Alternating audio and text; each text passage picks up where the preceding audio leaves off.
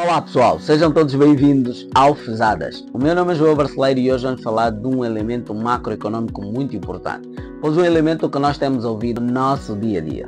Ou seja, temos ouvido nas relações interpessoais, temos ouvido nos noticiários e não só, pois é a discussão que muita gente tem debatido e que muita gente ainda não sabe propriamente o que é este indicador macroeconômico.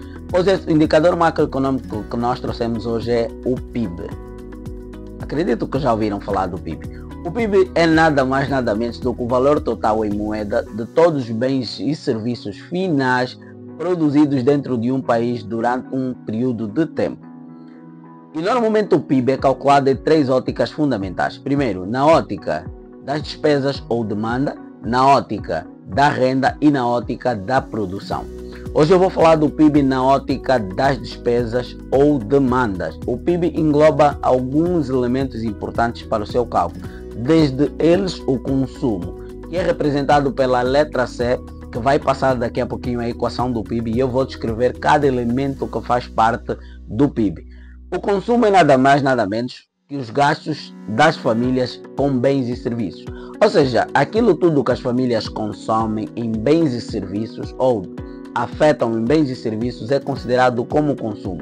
Isso inclui normalmente despesas com alimento, vestuários, transporte, saúde, lazer e outros elementos que as famílias tendem a procurar ou tendem a adquirir. Por exemplo, a compra de roupas, pagar consultas médicas, abastecer o carro e não só. O outro elemento muito importante que é o investimento, que é um dos elementos que faz parte do PIB na ótica das despesas ou demandas. O investimento normalmente representa os gastos das empresas, principalmente com bens de capitais, como máquinas, equipamento de construção ou investimento em estoque. Como exemplo de investimento nós temos a construção de uma fábrica nova para a empresa ou a aquisição de novos computadores dentro da empresa. O outro elemento que é os gastos do governo, também escrito ou representado pela sigla G. Normalmente os gastos do governo são os gastos do Estado com bens e serviços públicos. Por exemplo, como a educação, a saúde, a segurança, a infraestrutura, salário dos funcionários públicos, entre outros gastos. Por exemplo, nós podemos usar a construção de hospitais, o pagamento de professores, a compra de vacinas, no caso agora que temos a questão da cólera e não só.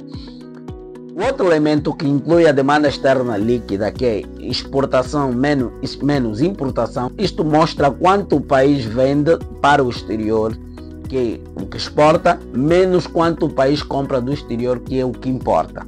E normalmente as exportações, são as vendas de produtos nacionais para outros países. Já as importações são as compras de produtos estrangeiros pelo nosso país.